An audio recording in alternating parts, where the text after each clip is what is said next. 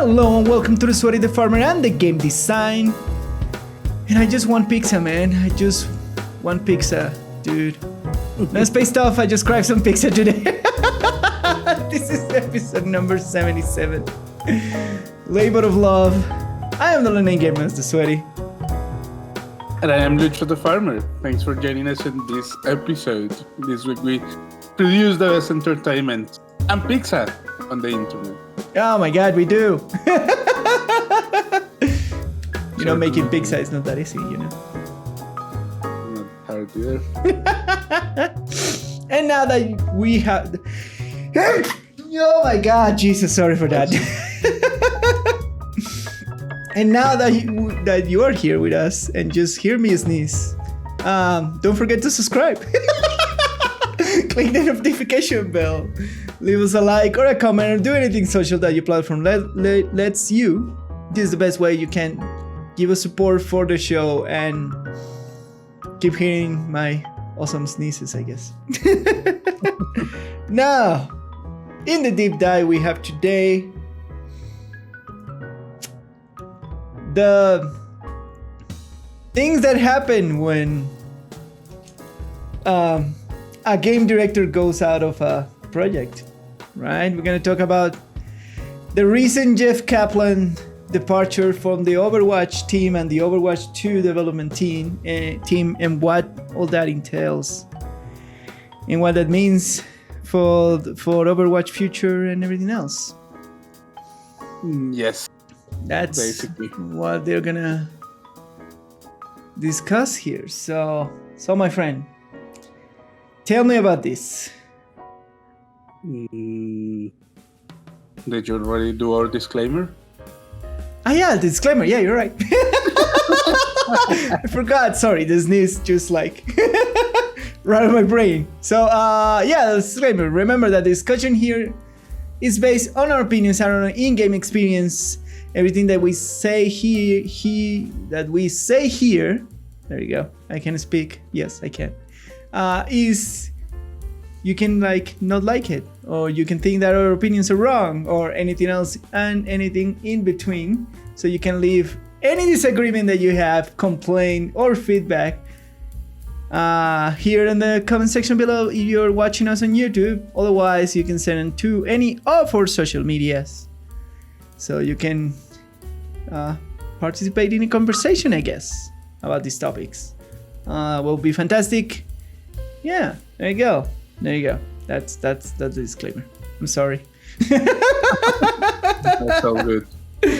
All right, so tell me about this, my friend. So we just want to use basically the news of Jeff Kaplan leaving his position as Overwatch 2 director. Yeah. To want to use it as a study case and want to analyze or study cases of what means for game development when key positions leave or change during the process. We basically want to talk about what that process looks like, and we want to dissect how usually development teams are organized to put in context what this means for a big project like Overwatch 2. Yeah. So, well, first the news that you've been hearing from different outlets and ourselves is that Jeff Kaplan, which was in Blizzard for 10 years, something like that. Yeah. And he started working in one of the World of Warcraft expansion, doing dungeon design and raid design, right? Right. And then after that, he went to direct one of the. He went to direct, I think, was Mist of Pandaria content, like overall content, dungeon design, and all that sort of stuff. Yep. And then after that, he began working in Project Titan, which was a supposedly new RPG being produced by Blizzard that from the remainings of that failed project came out Overwatch. And then Correct. Jeff Kaplan became the game director of Overwatch. That's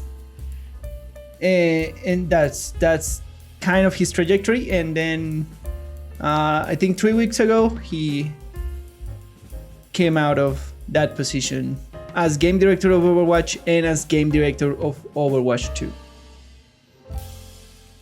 Right? Yes.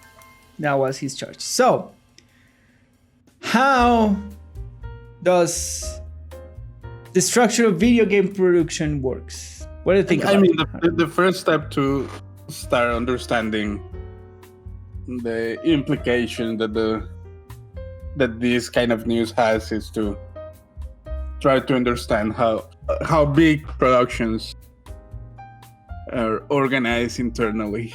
Yeah. So how do you think game production, like video game production, works in general? Oh, I have no idea. You have no idea. All right.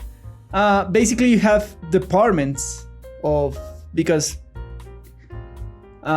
video game production is a multidisciplinary endeavor. So you have a lot of moving pieces that not all work under the same technology. They don't work on the same technology of production of a game, because if you put it in technical terms, the production properly of a game is more akin to software production, right? But the difference in video games is that you need a lot more things. It is software production, yeah. But in video games, you need a lot more than only software production. That's my point. So you need a lot of different departments that converge into a software production structure, right? So in cross terms, it's like you have to take artists, designers, modelers, music producers, and put it into a software development cycle of production. That's what you have to do in cross terms, right? And when I talk about like software development production, is pipelines, agile methods, and anything else that you have seen around. If you ever come close to what a software engineer or a person who does programs kind of works. So how it works is you have a version of the product and then you iterate over it. So you run a very crass version of the product and then you gather feedback about the product and then build upon it, right? So it's like kind of a evolution kind of thing. So how that process of production articulates itself with all these multidisciplinary things. So you have to have a lot of different things running in parallel for that to work. So you will organize everything in departments. You have an art department, which does everything from concept art, concept development, the way that the game is supposed to look like, the palette colors it's gonna use, from UI to like character designs and everything else. So you have that in the department production, in the art production side of things. And by the side of that is the design production side of things, that not only does work very close with the art department, but does a lot of other things, like proper 3D modeling based on the art department direction, UI designs, proper character 3D modeling designs, game flow state designs, and they are kind of in charge of more of like how the game flows in terms of design the game. And generally that design head is very close to what a game director will be. That's where game directors come from, the design department. And then you have the software department or the programming department, which they are on all the technical things. So you have there the game programmers, UI designers, you have their pure development software, server engineers, and all that technical stuff, right? And then you have a Q&A department, which works with all the other departments, testing, approving designs, testing the new pieces of the game that have been developed or not, and then report bugs and work with all the other departments. And finally, you have the public relations department, to put in some name, which is the one who does promotion, communicates with the community, and do everything social. They set up the Twitter accounts, Discord stuff. Now they communicate with influencers, press, sales figures, and everything else, right? And above all that, you have your directors. So you have a board of directors, where there is the game director, the art director, the program manager slash technical director, and you have the QA director, and then you have the I forgot the name. You have the publicity director of the. It has another name. I think it's like kind of public relationships director, something like that, right? And that's how generally the structure. And that main board is the board that communicates with the head of the company or the publishers. So that director's board, which supervises all these departments, is the one that talks with the suits in EA and Activision and the people with the money and the board of directors and that sort of stuff. That's the structure. So again, to recapitulate, you have a board of directors of all the different departments, art department, design department, programming department, Q&A department, and a public relations department, right? And that's the general structure. You can, of course, different publishers of game companies have those departments more like granular. Like you have like just like art concept only department, but that technically is the art department, and you have just design department. So you can kind of move around those three main departments however you want, technically speaking, but those are the main three. You generally in the art department is where the writers are and that sort of stuff, the lore, the people who keep on the lore, they're working with the art department because it's all the conceptual stuff it is. The design department generally have the music, art, and voiceover production teams. They work directly with the design department, which is the biggest department of all of this structure. Yeah, I'm not missing anything else. We have music there. We have one, and sometimes you have a research division, right? And this is a very special case when you have games that require real historic data, like Assassin's Creed or Age of Empires or missing one, Civilization. There you go.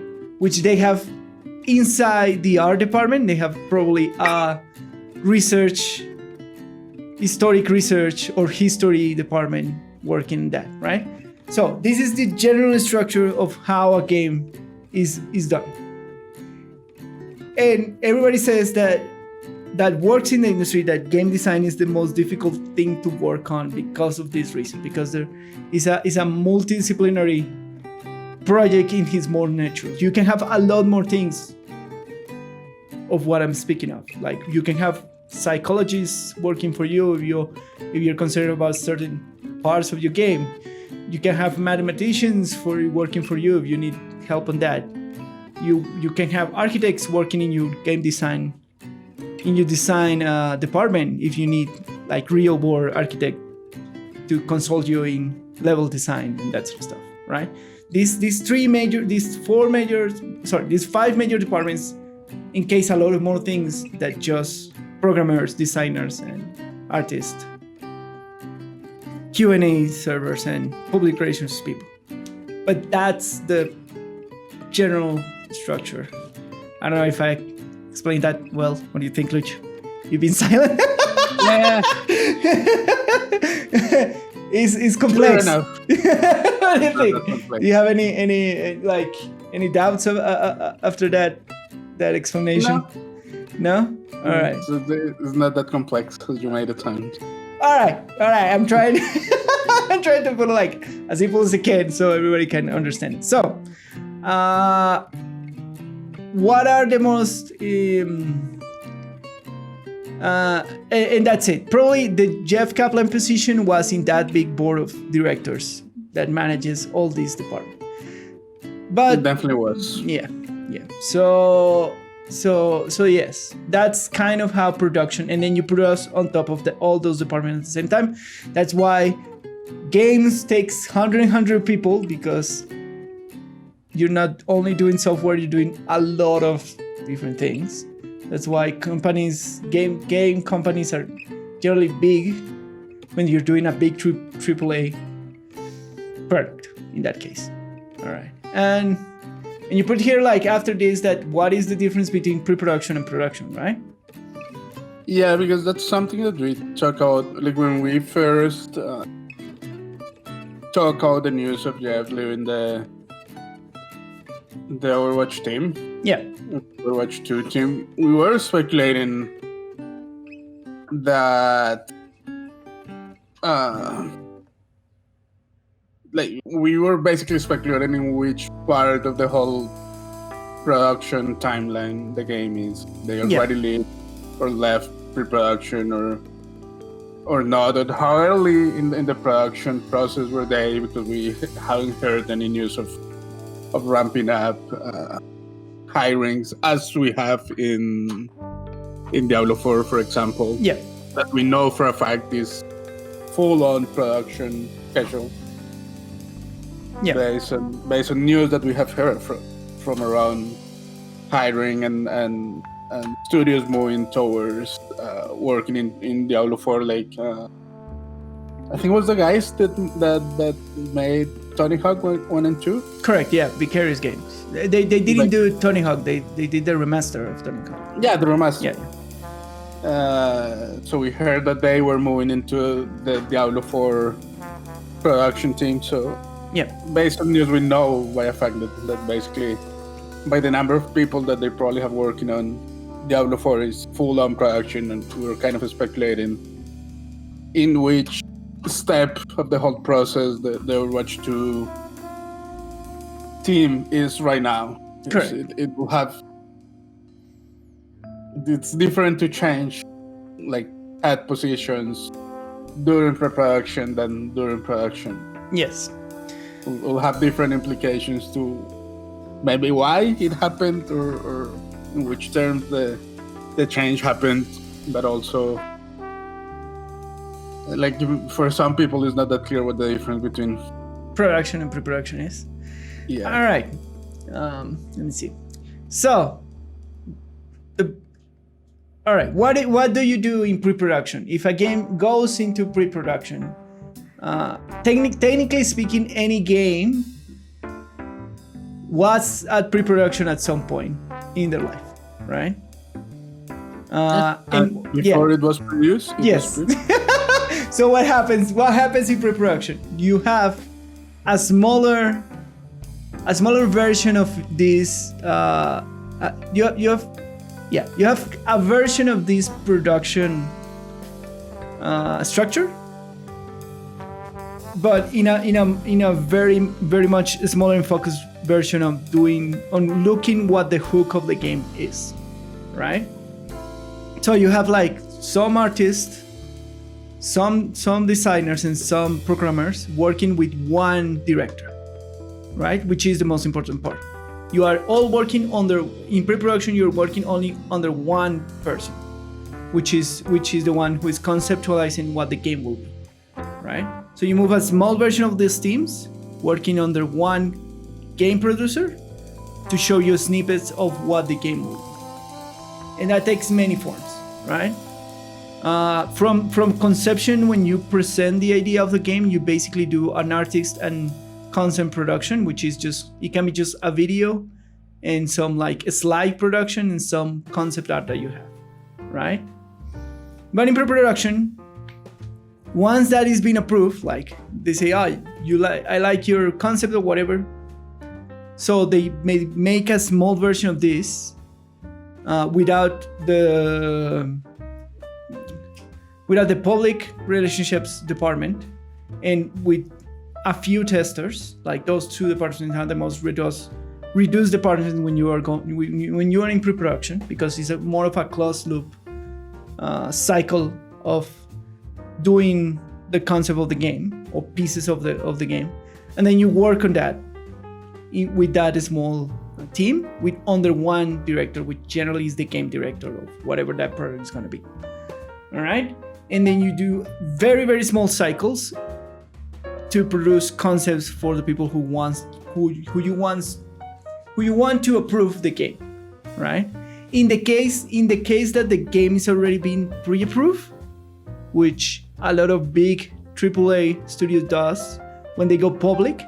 So when you know that when they go and reveal that Diablo 4 is coming out, that team is probably still in pre-production, but they have a different structure that if they didn't announce what they were doing. You kind of catch my drift? Yeah. Yeah, do you understand? All right.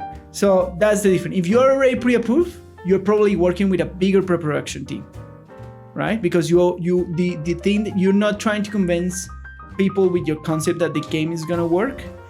What you're doing is trying to prepare for what the production is. So you kind of laying out what is gonna be the fundamental thing that the team in production is gonna focus in terms of features in this game, in terms of how the key art is going to develop and what the key art and the style of the game is going to be, and kind of what is the fundamental direction of that game. But you're still working only with a games director in pre-production because it's still a small team, but you're doing kind of preparing the steps to go into full production.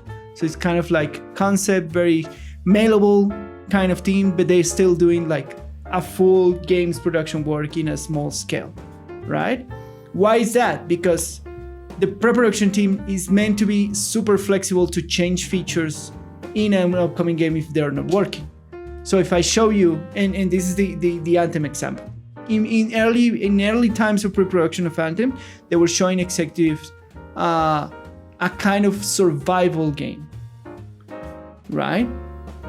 Where you went into a canyon and pick up resources and build stuff, and then you progress from that, right? That was the early concept pre-production of Anthem, right? For what we know of what the information they disclose. And they're like a lot of executives and their approval board, they didn't like that. So they say to the team to keep working on it and iterate until they get to the flying version, and all that is in pre-production, right? To the flying version of Anthem, right? And from there, because they find a feature that finally makes sense to whoever is approving the go ahead of your product, they then move all that to pre-production. What happened in Anthem, that production was a disaster because they didn't have the concept of everything else. So that's the difference. In pre-production, you have a very concept-like game that can change in terms of what the important features are, right? It can change from like being a third person to being a first person. It can change from being a survival game based to being something else. It can change to have loot based economy, to have research economy, and etc. etc. It's a very early incubation game, right? In the latest stages of pre-production, what the team is doing is preparing everything, like securing everything for when they're moving into full-on production. Right? So when the game hires all these people and like start to working in all these departments, they know exactly what is the direction of the game that the game is going. That it's gonna have a strong it's gonna be based in a story purely, or it's gonna be based in mechanics purely, or it's gonna be based in this loot system, it's gonna be based in this grinding stuff, and everything else in between is supposed to be arranged. That's the big difference between production and pre-production. So to put it in like more normal terms after all this explanation, is pre-production is a smaller concept-like version of a game with a very small team with a game director ahead, and then pre-production has not only a game director but an entire board of directors for all the departments, and it's an endeavor of a lot more people plus an extra publicity and a publicity manager department. That's the big production. I don't know if that was clear. What do you think, Lucho? That it was not clear of. All right, fuck. I fell. Please stop me. I mean, you made it sound more difficult than what it really is. Like, all right, help me out like then. If I gather what you were saying is Yes. production is basically where they are settling down, like in what the game is actually gonna be. Yes. They it's still flexible. They have the flexibility and the Yeah. decisions of saying this is the game that we want. Correct. And it's gonna have these things and it's gonna have this feature. Yes, and this Without is the them, important- they will have like small versions of what they have. Correct. Like small snippets of what they think the game should be. Yeah, and once they like once all the decisions are made, they just hire a bunch of people that can execute all the things that they want. Correct. In a That's bigger it. scale. But everything Yeah. But the amount of changes between production and pre-production are big. Like in pre-production you can do a lot of changes to the game. In full-on production, everything is almost set in stone. I mean, it should be for production. 'Cause Yeah, correct, basically, you just delegate people to say, now you're going to do this small thing. Yeah. And for the most part, like programmers and designers and artists don't know exactly how things are going to fit together. Correct. Those decisions of how all the things fit together have already been made. Correct. Exactly. So that's the thing. That's I'm sorry. I'm sorry if I'm bad at explaining things. I try my best. you have always been bad at explaining things. I know, that's why I have you here. You can help me out. You just made it sound more complicated than. I know. But yeah, that's. But no, I get what you're saying. Yeah. Basically, pre-production is when the people who have the idea kind of make the decisions and set in stone the things that they want Exactly. to do. All right. And then what are you were asking about what are exactly the responsibility of the different roles when on full production mode, right? Yeah, I mean, basically to give everyone an idea of what each department does in a sense. Yeah. And what is really, because I feel like the bigger question here is what is really the importance of a game director, right, in all this process? Pretty much. All right. So let's go to the role definition. All right. I'm gonna leave game director to the last because I feel like it's the most. Yeah, let's do it. All right, game director. What do you think exactly a game director does? He's the one that keeps all the team walking in the same direction. Yes. Whatever anyone else presents him, he is the last word saying, yeah, that's kind of doesn't fit or that does fit. That yeah, exactly. It's very akin to a movie director, right? Yeah. It's very akin to a movie director. He chooses what not to go and what to go. But because we're human and he probably has not infinite time, so he delegates some decisions to other departments. That's the important thing, right?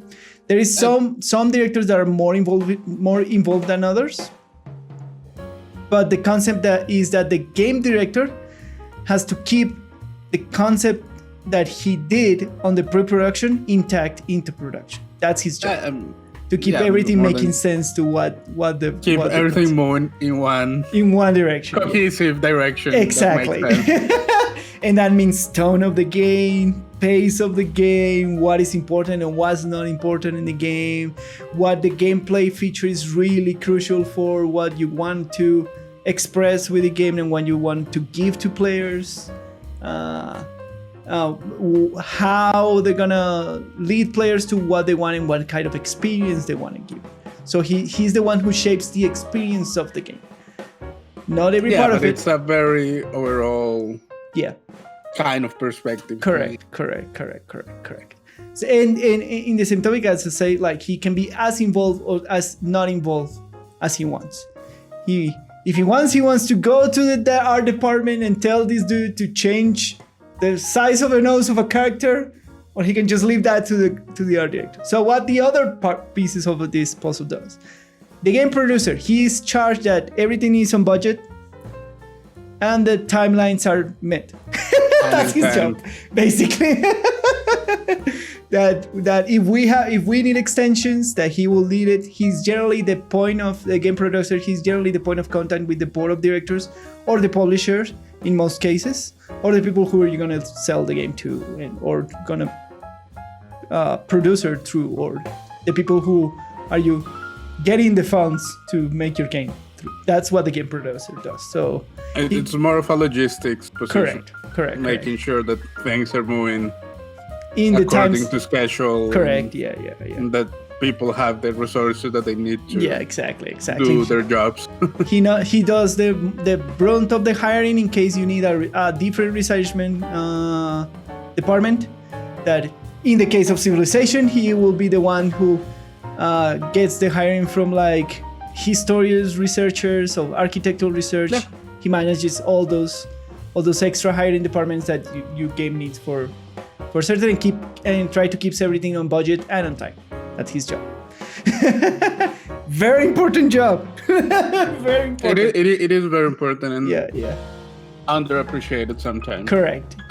You don't hear you hear a lot of game directors and game designers and that sort of stuff. But believe me, game producers are the one that makes everything actually can come out and pay the people and everything else. All right.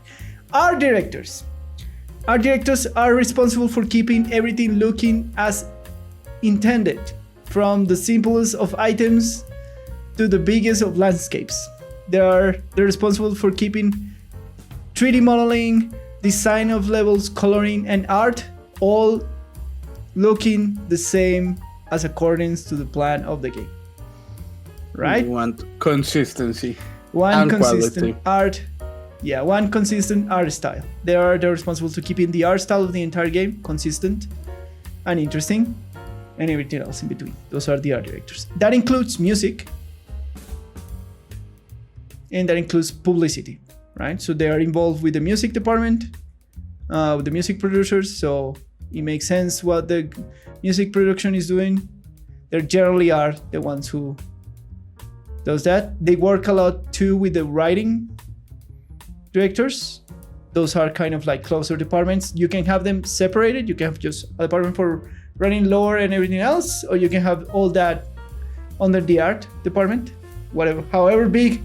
Like, and this is the thing, like if your project is so big, you probably want them separated. If your project is not that big, you probably want them under the same director, right? Yeah, so it depends of the magnitude that we're talking about. Generally, AAA games have all these departments separated and have directors for each department, for writing department, for music, and for art. They generally have like 3 directors. But in the smaller department, they just have one art director for all those 3 things, which are considered the art part of the game, right?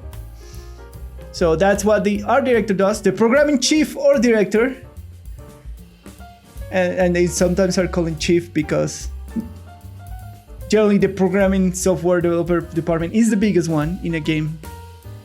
In a game production. That's all a game really is. Yeah. So it's generally the biggest department of all. Which directs all the programming, all the software development tools. So they are the ones who, if needed, they do the engine of the game. In the case that you want your own engine, they're the ones who do the tools that they need for actually putting the art and the models inside the game and making it work. So if you have, and this happens a lot in big AAA companies when they acquire an engine, but the concept of the game needs different tools for your game to work. So they modify that engine and they develop tools for the people who are putting the models and building levels to be easier to manipulate this kind of software. So they are generally the biggest department. Yeah, that's also something that is not that transparent, is that like the people who are like doing level design or map design or those kind of things, they don't interact with the underlying engine. Yeah. No, they interact with tools in the middle that let them do visual stuff. Yeah, basically akin to people making a Maya or 3D modeler engine, a 3D modeler program for the game. Basically, that's what they're doing. Right? They're building in general, they're building from the ground up a 3D model. Yeah. Sometimes you just buy the engine already working and work on that, but you still need a lot of programmers to help you with the technical issues with the engine, with necessities of the backend, and a lot of different things. Even if you are working on an already existing engine, if your project is big enough, you can still request tools and features from the people developing the engine. Correct. So this is generally the biggest department. They're the ones who work in the back end, manipulate the engine, make sure to squash bugs, make sure that all the art is well put and working properly, make sure that the level design makes sense and doesn't have holes or bugs or everything else in between. So they work closely in tandem with the level designers, which are in the design department, which is the second biggest one, and with the modelers, and with the game design department. They serve that department to help them fix problems in the building of the actual game. Yeah, I mean, it's kind of the people who design the game have an idea, but how that idea is implemented, in a piece of software. Yes, kind of how do you make it run in different consoles and all that sort of stuff. That's the programming. Or how do you make it run? Does it make sense? So the programming director basically tells the game design director, do we have the technology? If we don't have the technology, we have to build it. or how long will it take to develop the technology? Or how long will it take to have the technology or build it or whatever else in between. That's the programming director, which, man, I don't envy that position. These guys deal with changing technology, changing in programming all the time, new technology in terms of game engines, what tools are interesting to use, what to expect, connectivity, optimization in consoles, how to use proper hardware reserves, everything else that has to do with technology, and they are the ones who are dealing with it. I mean, they are software developers, so yeah. But again, I don't envy it. It's developing software is kind of a thankless job. Correct. All right. I forgot one thing about the game director. He generally is the head of the department of design. Right? I forgot to tell. Not only he has to keep everything on one page, but he's generally the head of the department of design where everything comes together. Right? The department of design is where all the different pieces comes together under the engine and the game starts to make himself appear. Forgot about that, about the game director. All right. Writing and lore director, as we said, sometimes they are separate if the team is big enough. Sometimes they are the same art director. Executives. All right. We have different suits through all this structure. We have suits that come from the publishing side, which are the ones who manage the money and some of the decisions overall the game. We have the QA executive, which can be a QA director, which is the one who says if the game is bug-free.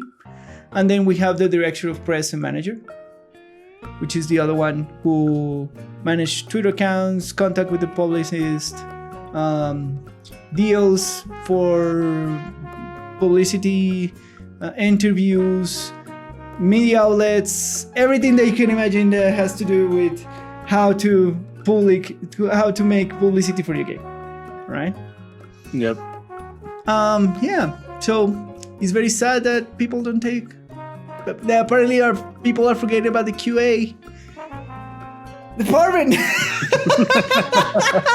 We keep hearing because I don't know. I feel like I feel like that particular department has been changing throughout the years so much that now nobody knows exactly what it is supposed to do at all times, and they don't give them enough resources of time to actually do their job properly. And what is one of the most important departments, because they're the ones going to tell you that your product is actually ready for human consumption. But because we now have beta, alpha, opens, beta, we have different structures of testing your game.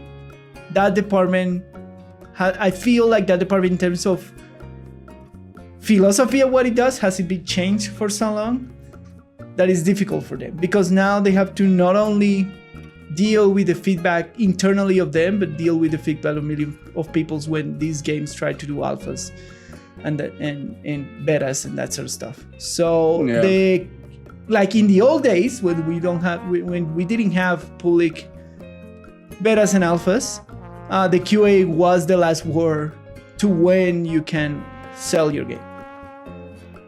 Right? They were the ones who approved you. And yeah, you can now put this game in a cartridge. Right? And those departments were super respected, super important. But I feel like now with all the live service models and that sort of stuff, they've been muddy and they've been not kind of respected. They've been like, oh yeah, the game has all these bugs, because they still do their job. Don't get me wrong. Still do their job and report everything. But sometimes the executives just say like, just launch it as is and fix it later. And that just makes the QA department looks bad, or have a lot of companies reduce QA department or reduce QA testing times. If you can use more people on a live environment, why wouldn't you? Yes, exactly. And it's probably cheaper, so. Yes, exactly. But as I say, like that diminished that kind of quality of like end product in that sense.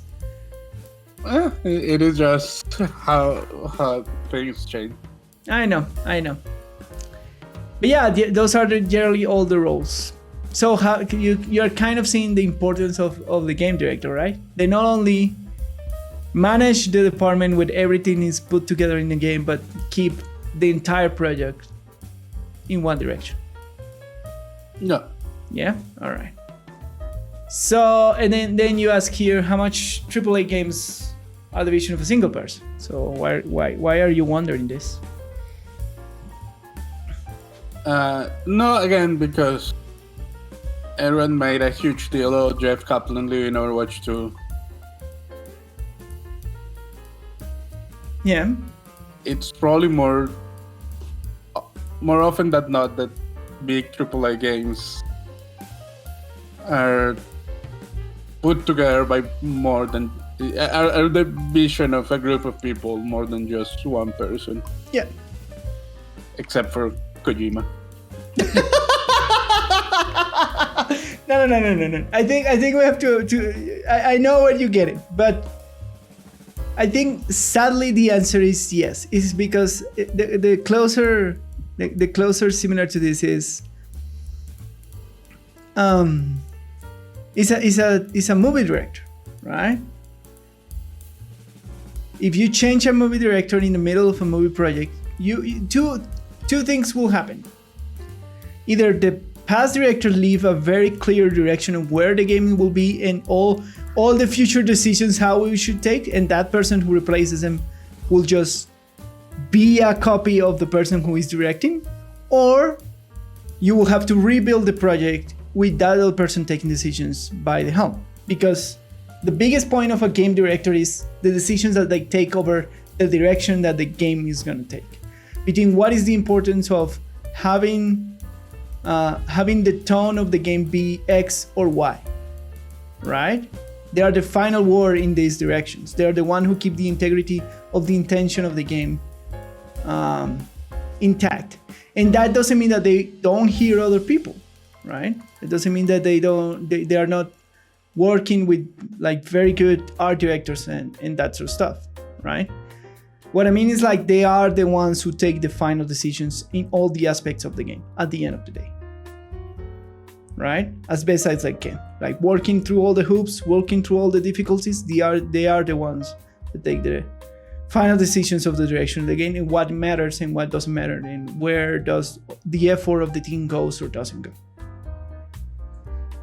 All right, so I can certainly say that Overwatch won't be Overwatch without Jeff Kaplan.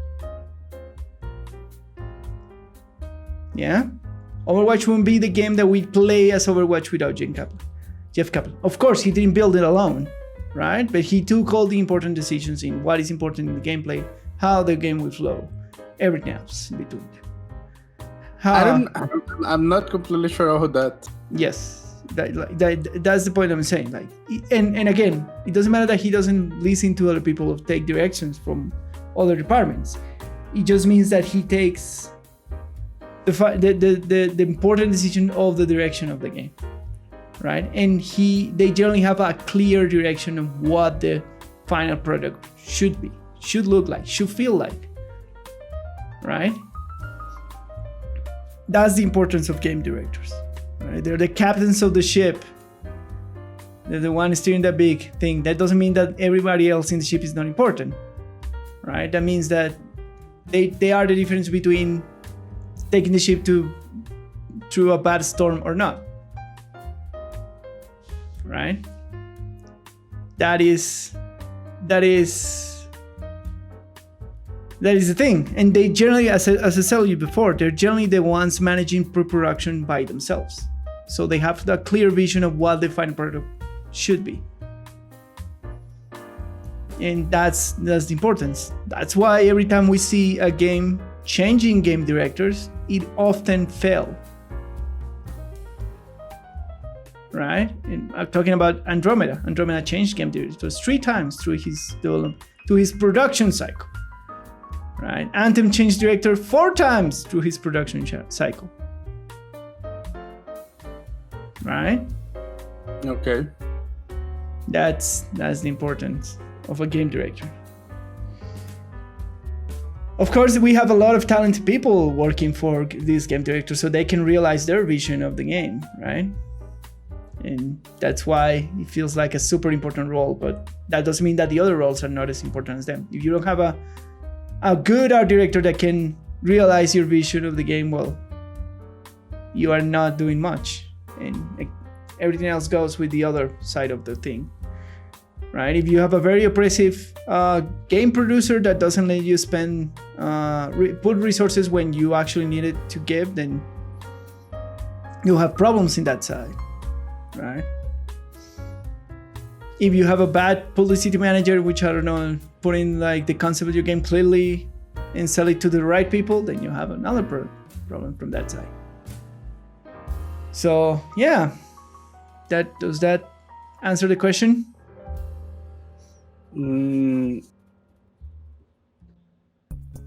It does. Yeah. I guess it does. You think that they were not that important? Yeah, I think they're not.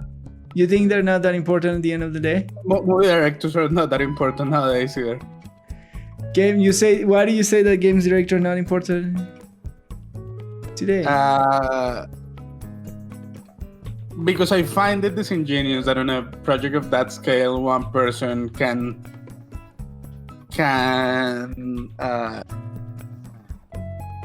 keep track of how to of one unified direction. Like I'm pretty sure more decisions are taken on the middle management of the production that impact the overall quality of the end product more than whatever is taken by the heads. All right, yeah, I of course it does.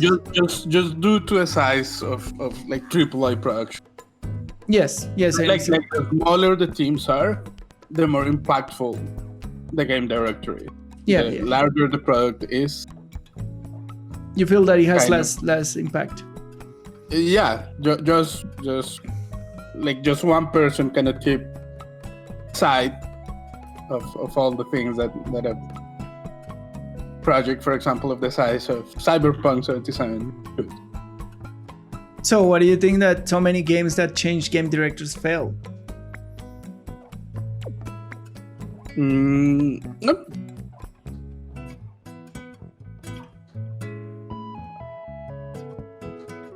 Anthem was a disaster, not only for changing. Like Anthem had many more problems before the game director changed. Yeah. I know. Absolutely. Andromeda was kind of the same as far as I know. It was like they had more production problems than just bad management. Changing game directors. Yeah. Like it seems the ones, at least the ones that you mentioned. Yeah. As far as I know, they had deeper problems than just changing game directors. All right. Yeah, I don't know. It feels like that. I understand what you're saying, that the bigger the project is. Also, like if we agree that the developing a video game is a collaborative effort. Yeah. You will assume that someone who was also important in the conception of that collaborative effort can step up and take the direction of the project. Of course. That's why generally game directors replacement comes from the same. Comes from other position, like this designers manager or like art directors or something like that, and they step up. Some either lateral or someone who was already part of the of the thing. Yeah. But there is another piece of this that I think that is important to know, is the moral impact of a game director. Oh, that's a completely different. Right. Right, the morale, the style, because again, all this is made by humans, and humans are squishy and has feelings. I don't know for sure. If you're working for a production, if you see that the heads are changing, that makes you worry about the future of the whole. And that's one of the most interesting part about, like, I've been playing, as you know, I've been playing God of War, the new God of War 2016, I think. And that game has a very cool story where the game director was very involved in every side of thing. And I feel that by the way that the press tells it, and this game is a freaking like masterpiece in narrative, in everything else, in style, like it's making me very happy. And I'm talking, like, to put in context, talking about a single player game with RPG systems, right? But he was so involved with everybody else that I feel that they resonate with the ideas of the dude. And he will say, like, he generally he has one of the most interesting stories in this report about the development of God of War. Is like he has their directors meeting in the morning, and he spend the rest of the afternoon just going through departments, talking with everybody about decisions of the game, about seeing concept. He went down to the music production team and sit down an entire day with them. He went with the programming team and with designer level teams and worked closer to them. And more so that the significance of him doing that is the fact that he grew this morale and trust in their team to the point that it elevated the product at the end. Right? Okay, but that's what you're saying, that he had a good management style. Exactly. Okay, but exactly my point. He has such a good manager style that the game that produced was fantastic. Right? Sure, but that's okay. That's not on the role that he was taking part itself. Well, technically, a game director is a big manager. It is, but that's not my point. My point is that what you're saying is, it ended up being a good game because they had a good manager. Correct. Sure, that's true. Correct. That doesn't come, like, that's not a fact of the position being what the position is, but the person who was in the position. He was very good at managing people. Being very proficient. Exactly. Sure. Exactly. And I feel like that's a part of being a game director too, knowing how to properly manage your team and manage people in your team. And it is. I'm not saying it's not, but I'm Yeah, but that you can be. That's what I'm saying. That's kind of part of the job, and not explicitly, but that's kind of part of the job, managing that. Again, that put up a little bit more importance in what a game director is, because he not only takes the decisions, but he has to keep the morale of their team, keep everybody on track of what they were aiming to, and kind of make them put their effort into it, into the vision of him, or the vision that he concept in pre-production, right? I mean, that's what a well-rounded person in that type of position should do, but that's a lot of responsibility. Not everybody can do that. Yeah, but you can have successful projects without that. Okay, I don't know. I feel like that kind of managerial and morale part of the industry is important to have a good product. Yeah, you can be an asshole. Because you're like in a game, you're kind of doing a work of art. So morale and intention is important. Not all games are works of art. It's just a consumer product. I know, but you can elevate it to so much more. Sorry, I'm talking as a game maker. It is. So that's what I care about. That's what maybe I'm making it personal, but that's what I care about. That's the sort of stories that I like to hear about, and like. That's why I studied game design, for that reason, to be passionate about making a work of art, a game, an experience, to be exact. That has nothing to do with just the plain fact that you're just saying, yeah, it should be a good manager. Yeah, it should, but you can have a successful project without one. Yeah. All right. I don't know what your point is. My point is that I like good managers, like the guy, Steve Sinclair. Like, I don't know, the game director of God of War. Sure, everyone likes good managers. There you go. That's not out of. No one is discussing that. But that's too a little bit of importance of good game directors, right? To keep the team working together, keep them morale. Sure, is that required to be a good game director? Yeah, is that required to have a successful project overall? I don't think so. I think yes. I think yes. I think a team with good morale, organized, and all going into the same direction will give you a much better product than anything else. You can be a complete... Like the best example of that is Hollywood. You can have asshole directors and that are like just awful to work with that produce good movies. It's because they generally have good producers. But that's the point. It's just you were equating game director to a movie director. Oh yeah, it is. That's an interesting example. I don't know. I haven't seen I don't know. Apparently working with Kojima is weird, but I haven't heard that it's bad to work with him. I mean, no one will come out and say, yeah, it's awful.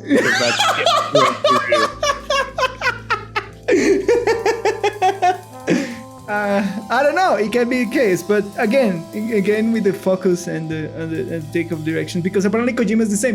He's super involved in every side of game production. Yeah, but being super involved doesn't mean that he's a good manager. Who knows? I haven't heard anything about that. He's about a good man. Apparently, he's like chaotic in terms of money and timeline. Like apparently, he fights with all his games producers. Because of money and timelines and the pleasant work environment that you were describing. So apparently he fights against all his game producers. But for the rest, I haven't heard anything else bad about Kojima. I heard that he's super involved. In general, I heard that he's super involved in steps of the production, and he goes to being super involved doesn't make it good. I don't know if he's a good person. I imagine so. not a good person or not. Like that your management style means that you're super involved doesn't make you a good manager. Okay, fair enough. Because it could be disruptive. Yeah, but again, record shows that if you are an involved and decent good manager doing games, you do very good games. No, I wouldn't say that. Why not? Give me an example of a machine who did a very good game, like a super detached game director. I don't know. FIFA games or pretty good, and I'm pretty FIFA sure games are good. Oh my God, Lucho, get away! They are. They are bad they deliver what they games. promise. They are recycled garbage. You know that FIFA hasn't changed hasn't changed a style of game in like 5 years. They've been recycled the same game, same engine, same graphics for like 3 years. Why would you change what works?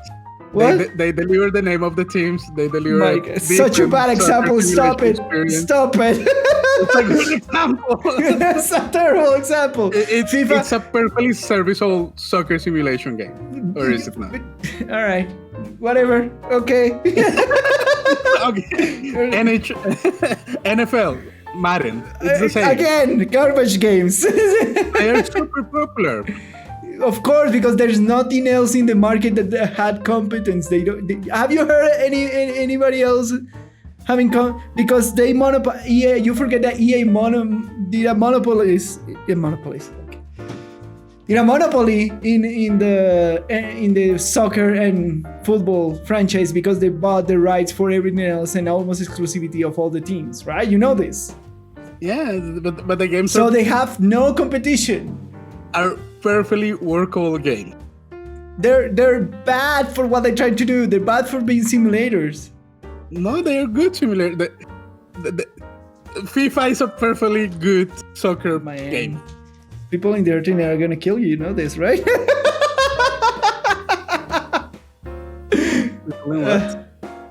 They're bad games, Lucho. You're gonna tell me here that FIFA and Madden are good games. They're terrible games in terms of production, in terms of features, in terms of everything else. They have the little dudes that run around kicking the ball. Wow. Perfectly. What else do you want in a soccer game? My God. Running faster? Who cares?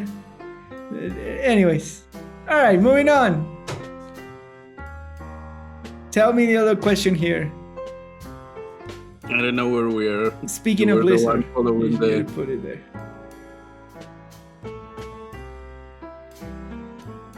About the spokesperson.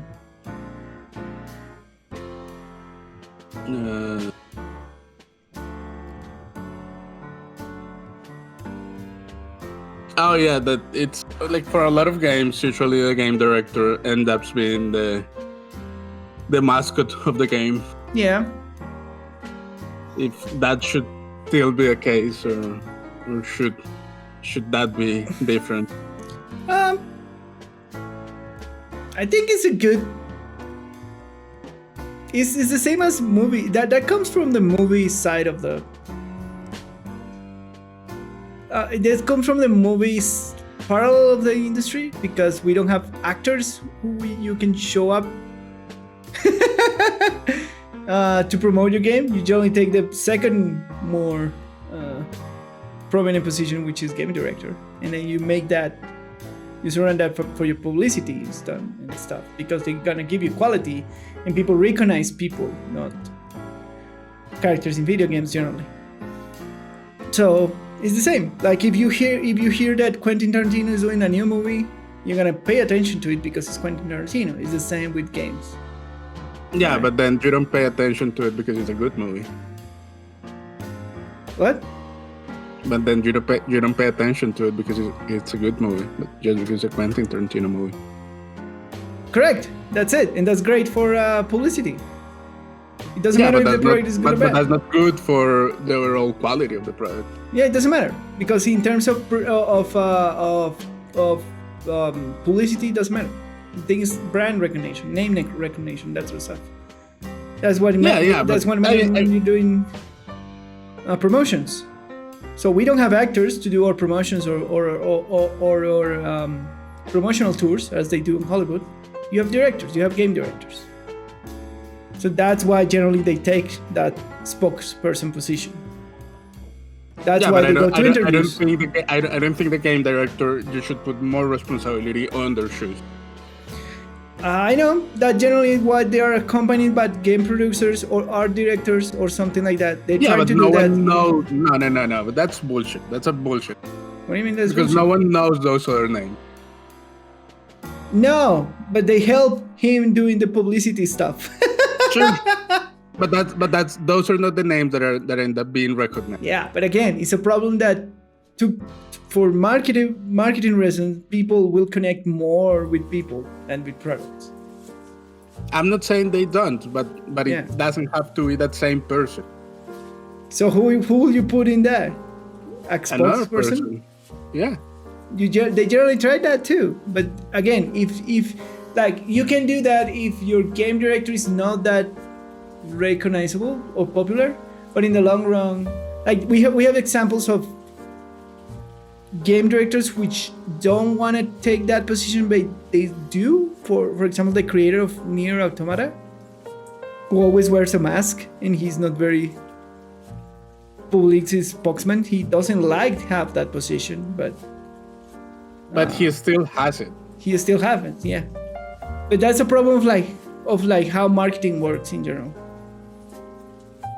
No, not only that. It's not just a problem of marketing. It's a problem of who do you burden with those responsibilities? Generally, it's gonna fall into the game director. And you are okay with that? It's the most visible. Like, I don't see any other. Like, you can have managers, spokespersons, and everything else in between, but it's the most recognizable piece of your game is your movie director, to put it in the movie side of things, right? But that's not the case for movies all the time. Because you have actors. Because in movies you have actors. In games we don't have actors. That's the thing. We can have things like The Edition too, where people recognize more the French guy that appears on the streams than the director itself. That is true. Yeah, that is true. So you want to separate. Rebecca is a way more recognizable face than Steve. That is true. So you would prefer that role to be separate overall? I mean, it will be good to have a person who's specialized in that. That is true. That decision totally depends on the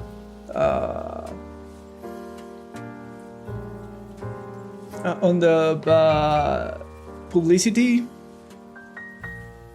side of things, because that decision is taken when they decide the strategy how to promote the game.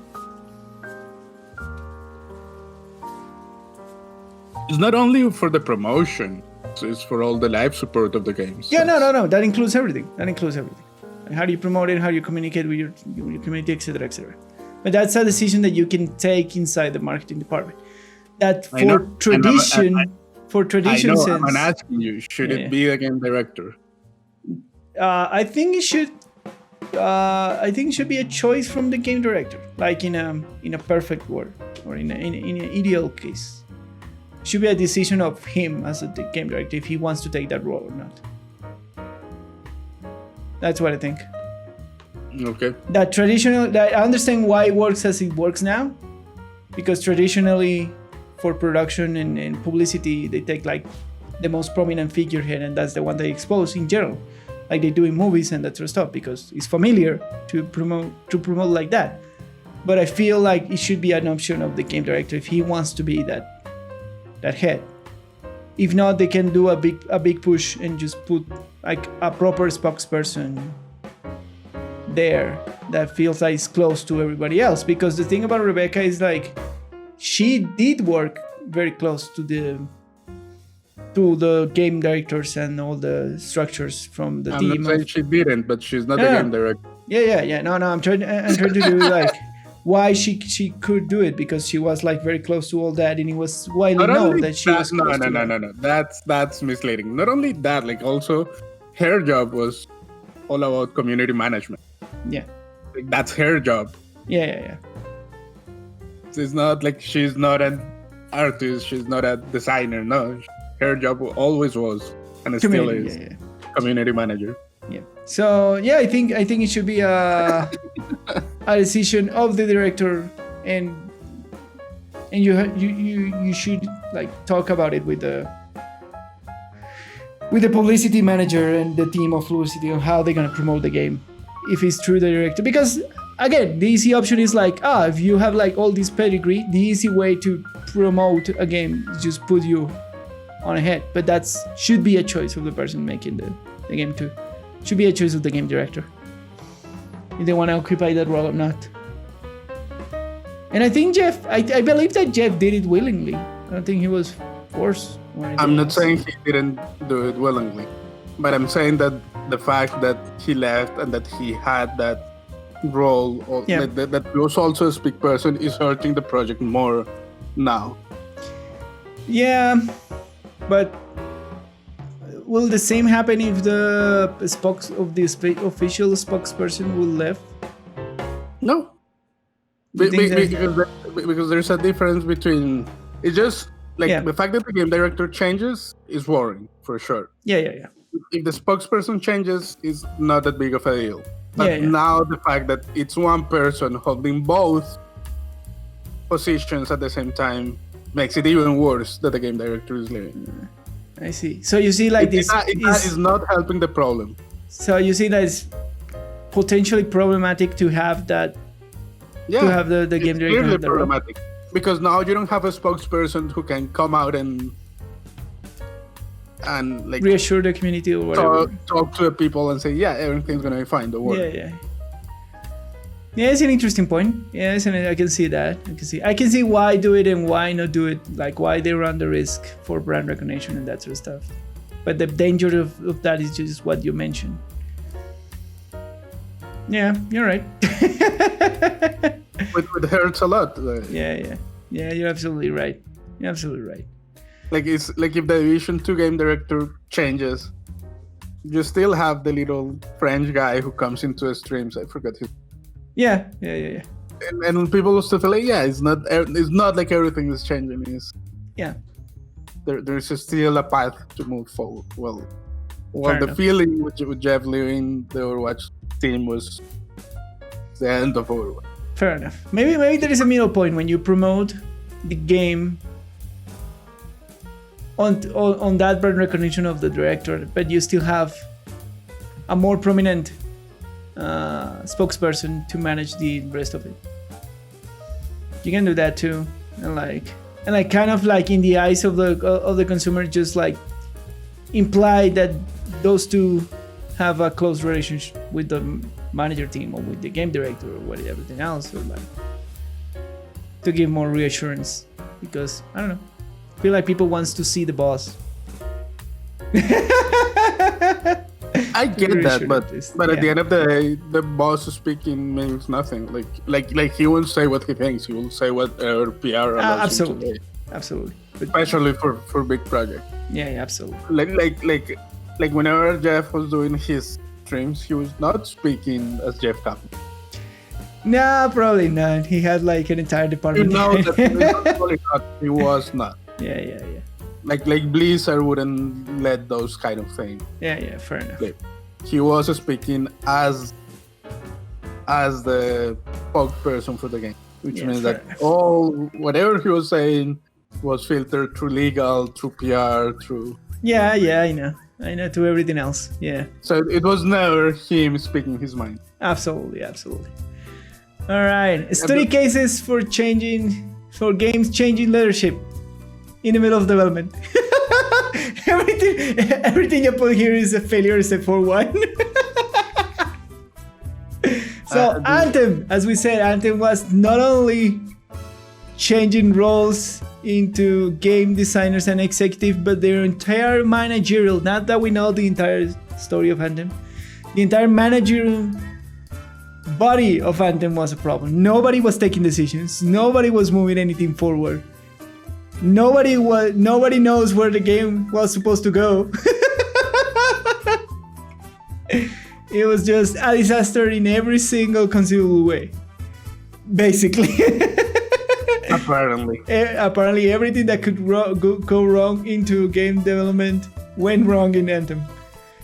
From rush game development production to like basic not informing your production, to crunch, to bad manager decisions, no time, no money, taking too long until getting out of pre-production, eating too much money and time into the project, and not canceling on time. There was so many wrong things with Anthem that we cover in another episode. He's not gonna care. 14. Man, 14. They changed game director, but I will argue that 14 became a different game. Yeah. I feel like the change of generation just rebuilt the game. He just made another game. I mean, 14 had a lot of technical problems. Yeah. Like the original one. Yeah. And a lot of those, they basically remake the game from scratch. Yeah. Like as a piece of software because of the technical problem. Correct. But like the story is different and everything is different, but I don't know if you have seen like videos of people playing 1.0. Yeah. It doesn't feel that different to 14. Like it still feels like the same game. Fair enough. Like it's oddly consistent that 14 1.0 and 14 Real Reborn. Yeah. They're still recognizable as the same game. Okay. Which is that just means that Josh P made an effort to keep the same the tone of the original game. Yeah. And so like as a piece of software, it was a completely different game. Correct. Like a completely different product. But it is oddly similar to 1.0. I don't know. I feel like it is a different game. He just took. But it is not. He just built it on top of 14 brand, right? That's it's more than that. No, but you cannot say that because in the 14 brand there are many things. Like Final Fantasy 7 feels completely different to Final Fantasy 8. Yeah. And 15 and 16. Yeah. Yeah, there are many things that fall into a Final Fantasy umbrella that are not consistent at all with one another. That have completely different feel to that. Yeah, you're right. So in that sense, that's kind of a cop-out. It was always it was always a Final Fantasy game, sure. Mm-hmm. But it's more than that. It's still the same. Like it feels like the same 14. All right, fair enough. Yeah. Just with improved, with more carefully thought out about the things that were not working right, or the content that was not there, or the UI that was a mess, or the engine that was a complete disaster. Yeah. Like they fix all the things that were fundamentally wrong with, but with the same tone. It's the same game. Okay. The same art style, for example. It's very close. It's eerily close. Fair enough. Yeah, it's weird. 14 is such a weird relationship story that, I don't know what to think about it. We have Andromeda, which again was another not only game director disaster, but managerial disaster. Badly placed resources. Too much time, too many. There was a thing where they were planning to do this technical thing and they couldn't achieve it. They needed a lot more time to achieve the technical thing that they were trying to do, which was exploration inside planets, randomly generated through the galaxy, and they didn't have enough time to technically achieve that, so they cut it and they spent but they left the pieces. 4 years. They spent 3 years in that and never finish it, and then they just pass on the pieces to produce a normal level designed game, which doesn't work. So it's not what he changed game directors 3 times in all that process, which I don't know. There's so many. The thing is this. The thing about this project is weird because generally post-mortem and you don't know the real problems of the game in development till so late after the fact that there was one director in Andromeda who strongly disagreed on EA on some shapes, and that's why he resigned. The original game director who was pushing the technology resigned because they didn't let him finish that part of the thing in Andromeda. So yeah, there you go. Just people sticking to their guns and resigning if they're not made. You cannot do it, I guess. Right? And then we have the Duke Nukem Forever, which, my God, this thing. Jesus. I don't know about that one. Duke Nukem Forever was a game that was made like 3 or 4 times. Okay.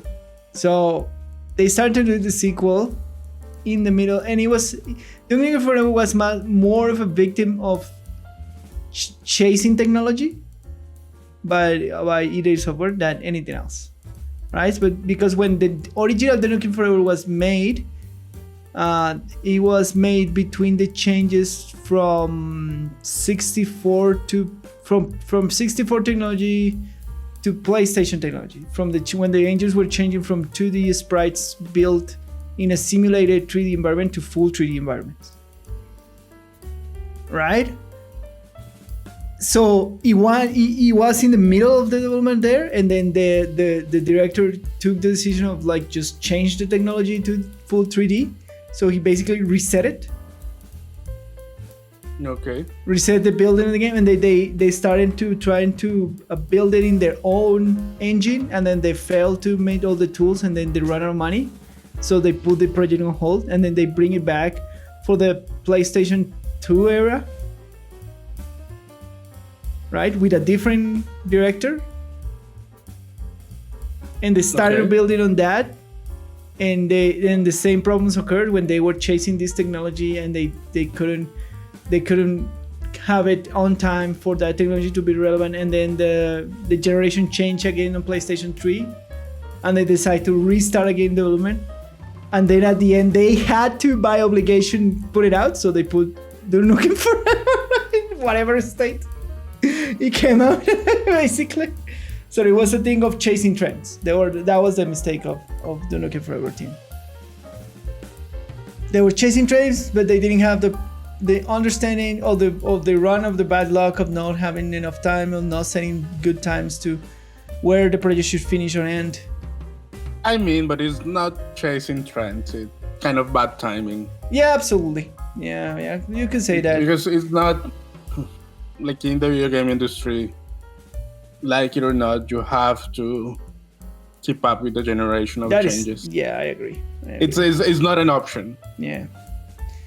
Like, just not. Like if you're working a big title like Duke Nukem, yeah, it's not you're either on the new technology or you are not. Yeah. You're probably right. It is what it is. It is what it is. Yeah, they probably have. That's an effect of how technological cycle works for console. Yeah. Because that doesn't happen on PC. Yeah. So yeah, they were chasing trends and have bad timing on changing technologies, and they failed to deliver the product because of that. Because they felt that I remember seeing like kind of a mini documentary about this. It's like there was a point when there was a game very close to do like ready, like it was like a 70% of the development for the PlayStation console, like for that type of technology, 3D, and they scrapped it because either software manager felt that it wasn't enough, and they have to do it in the new technology, or they have to revamp it. So to try to rebuild the 70% that they have already done in the other engine, but they were too different when they needed to reboot the entire production of the game. Right? And I'm talking about that was around era like 2004, 2006. Yeah, I mean, it is. I find it hard to blame it in only one person more than. It's a mix of bad timing and bad luck. Yeah. Because also, like if you develop games for console, yeah, you're tied to a generational change. Absolutely. Like, Yeah, and, you either and start. that's one thing that some developers have complained, is that sometimes the tools don't come out, like the element tools are not released soon enough for developers to develop titles. And that's for example, for whenever you have a new generation of consoles, you see just a few titles developed exclusively for that generation. And it takes a couple of years to... And I feel like they were trapped in that early 2000s chase of a new game means better graphics. You remember that there was this time when the race was like, we're just gonna have better and better graphics, and that makes a better game, make better graphics, and then makes a better game, etc., etc. But because right now we're in a different state. We feel like a good game doesn't mean super insane graphics, but it's more about the style of the game. Like that's the moment that we are right now. But back in the early 2000s, so the majority of game producers were chasing the trend of better graphics. One of the earliest not chasers of better graphics was Nintendo, because they fell with that in the race with the GameCube. Compete. Yeah, they couldn't compete in that race with the GameCube. So not that they were different, they just couldn't keep up. Yeah, so they figured out to do it differently. They're just not gonna chase that. They just have to. I mean, to be fair to Nintendo, they were always very successful with their handheld. Absolutely, yeah. With the handheld market, yeah. So at the time, they put a lot of effort into handheld. Yeah, you're right. So that was what Duke Nukem Forever. He was just a victim of that race. Yeah. He was a victim of chasing that race. What are the examples we have of changing game directors? It's very, especially it's very weird to change. That's the thing. It's very weird to change game directors in the middle of full production. Because in pre-production, nobody cares. Like if you just take another game director, you change in pre-production, then it's not that bad because the game is just in incubation state. So you have the flexibility. That's what pre-production is for. But it's very, very weird to see in full production a game director being changed. And by our estimates, that's the thing about Overwatch 2 that concerns us about this news, right? That we feel that Overwatch 2 is either in full production or very close to it, right? That's what most people hope. Yeah. Because we really don't know. Yeah, we really don't. There are no signs that tells us either one way or the other. Yeah. It could be full pre-production, and this is just a normal change. Yeah. And it's more news because he's also a game director for Overwatch, or it is about to enter production, but that we don't know. We don't know. And all we can guess is based on like hirings and information, studio movements. Yeah, exactly. That's why we said that Diablo 4 should be in full production now, because they did a lot of hiring in this year. They moved studios to it, so that signifies that they're growing their teams to go into this full production. Those are symptoms that they are in full production by now. But for Overwatch 2, we haven't seen any of that.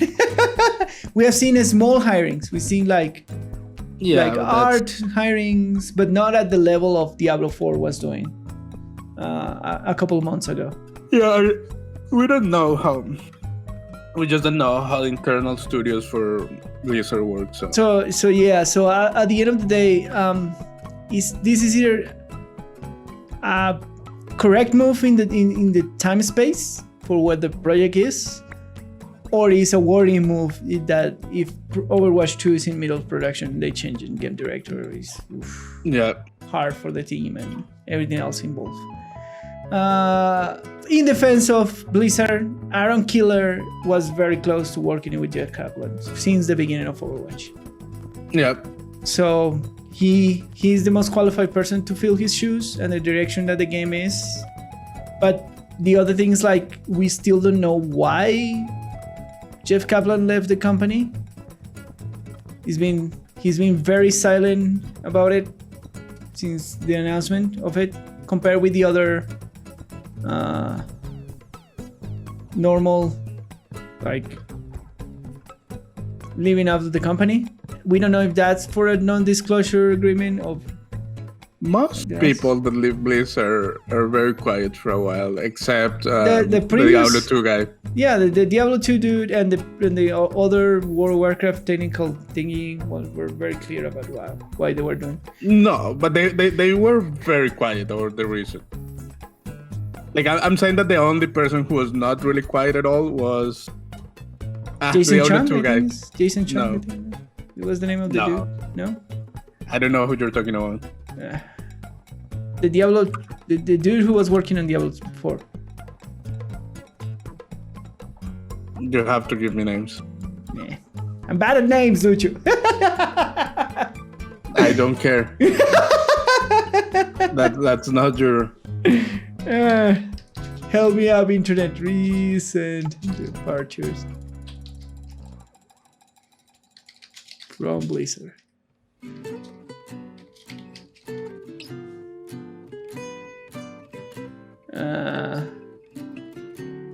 Oh man. There you go. Former designer for World of Warcraft. StarCraft 2. What is the name of this? Kim something.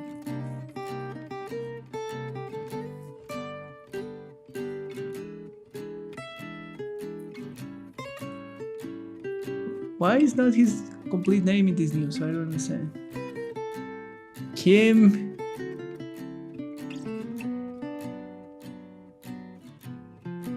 David Kim. There you go. Yeah, but he still stayed quiet for all his reasons.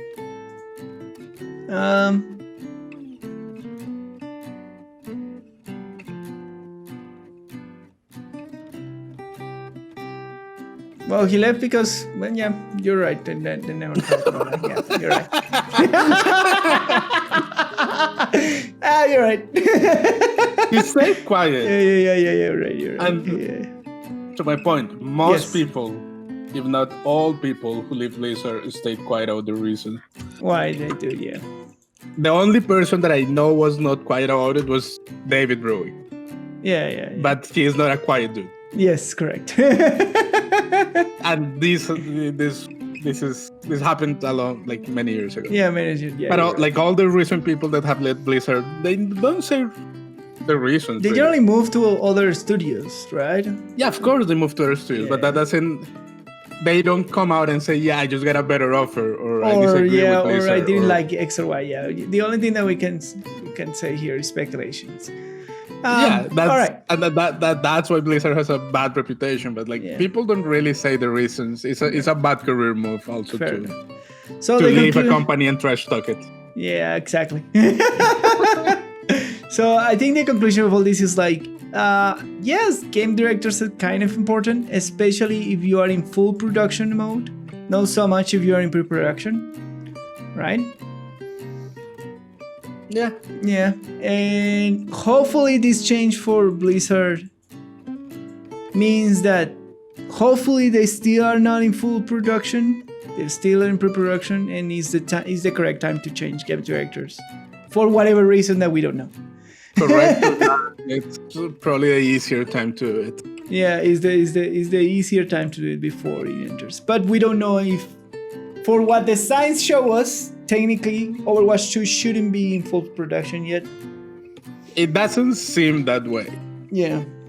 But Blizzard is such a big company that we don't know. Yeah, I mean they have so many internal studios, like groups of. Yeah, that we don't know what they're working on, in all the time. So yeah, hopefully it is before production and they just change the game director, which is valid. I mean the other thing is that so far the demos and gameplay that they have shown doesn't seem to be super complete. Correct. More than a couple of missions and level. Yeah, super small features, which is a sign of still being in pre-production, nailing down things. Which could be taken as a symptom of still being in pre-production because they haven't shown any big piece of game. Yeah.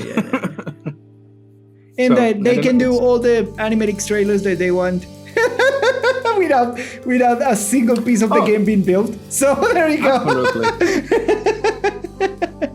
Yeah. No, like things like, do they have the new signs for the heroes? Yeah. Yes. Sure. Yeah. That's super early pre-production, like new art and that sort of stuff. Super early pre-production. So yeah. New concepts. Yeah, sure. Yeah. So yeah. Hopefully, this is just a change in the game director before starting full production of Overwatch 2, and everything will be good in the game. Otherwise, we will find out in the future what disaster happened to our good games journalists, which investigate and show the light when these disasters happen. So yeah, we'll see what the future brings. All right, that was our deep dive of today. Hopefully you understand me or the explanations from Lucho.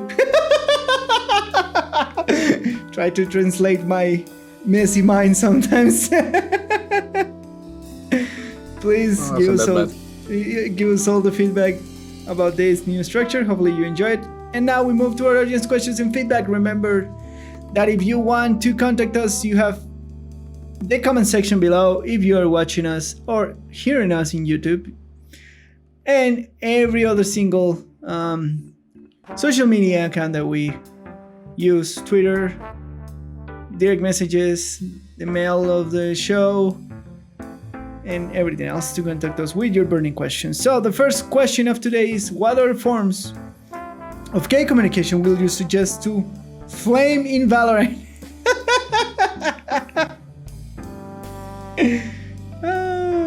I don't understand this question. Why? Why don't you understand the question? What do you mean to flame in Valorant? So to badmouth your players. I guess that's what this person is referring to. Yeah.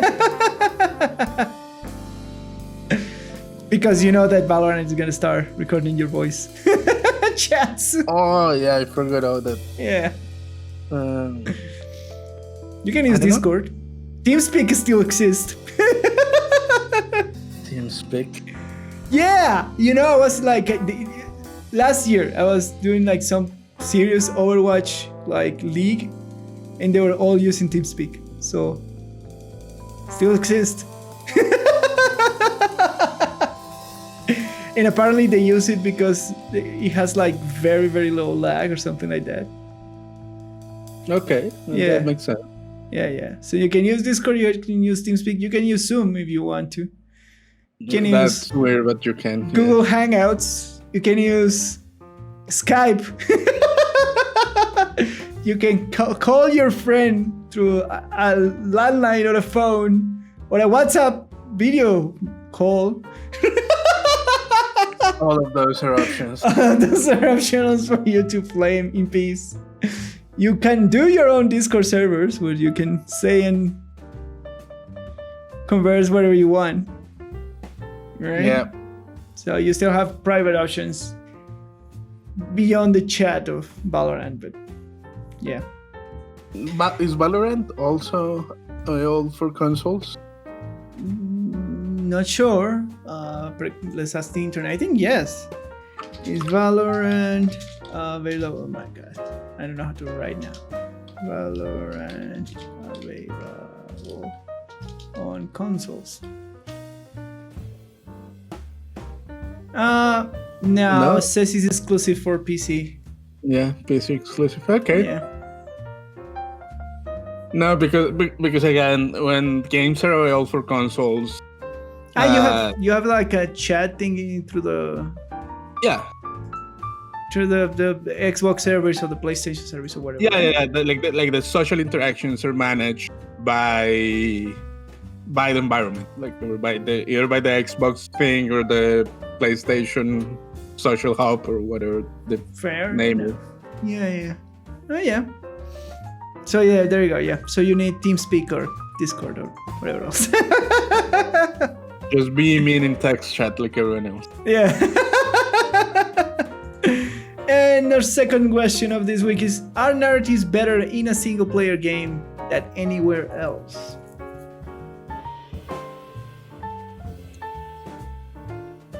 Better. Yeah. It's definitely easier to tell and like an emotionally punchy story in a single player game. Correct. Because you have more control over the whole environment. Correct. You have more control over the makes it experience. definitely easier. Yeah. So probably the best narrative games are single player experiences so far. Yeah. But that doesn't mean that people won't find ways to do it for multiplayer games.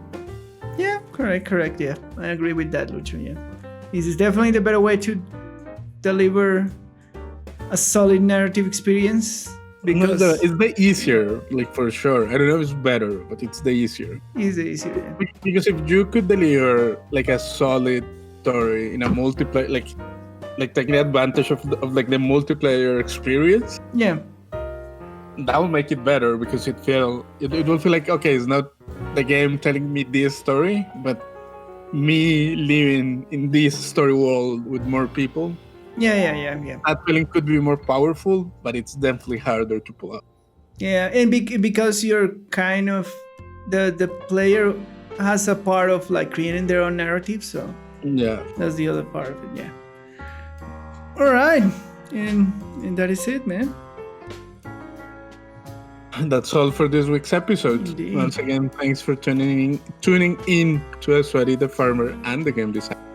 My name is Lucho, and you can find me on Twitter at @LuchoPolanco. And I am the London Gamer, and you can find me on Twitter at the London Gamer and on Twitch on twitch.tv/London Gamer, where I stream. Follow me on your social media to know when I'm going live. Don't forget to share, like, and subscribe to the Sweaty the Farmer and the Game Design. I love you all. You're the best people ever. See you next time. Bye.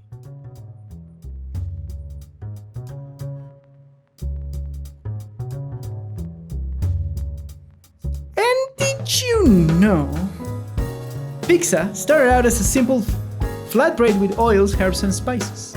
These days we can even imagine pizza without thick toppings on top of that indefatigable red sauce. It was not until the 18th century that tomatoes would make their first appearance on pizza. They weren't discovered at the time pizza came to be. So what do you know? No tomatoes for a long time. For a long time. Americans eat approximately 100 acres of pizza each day, or 350 slices per second. And 36% of all pizza orders want their pizza topped with pepperoni. 350 slices per second. That's a lot of pizza. What do you think is the success of pizza, my friend? That is fast. Beyond that is fast. Like, is it easy to eat? Is it pizza Very really easy to eat? Yeah? Yeah. Yeah, you say that pizza is really easy to eat. I think so. I mean, It's you like, don't need anything to eat it. yeah, you just need your hand. So what is your favorite pizza? Mushroom. Mushroom pizza? Just mushrooms Yeah. with cheese? Yeah. Do you like any other sauce in your pizza beyond pizza sauce? And tomato sauce. Yeah. Not really. Not really, right? I mean, there are people who like this white sauce with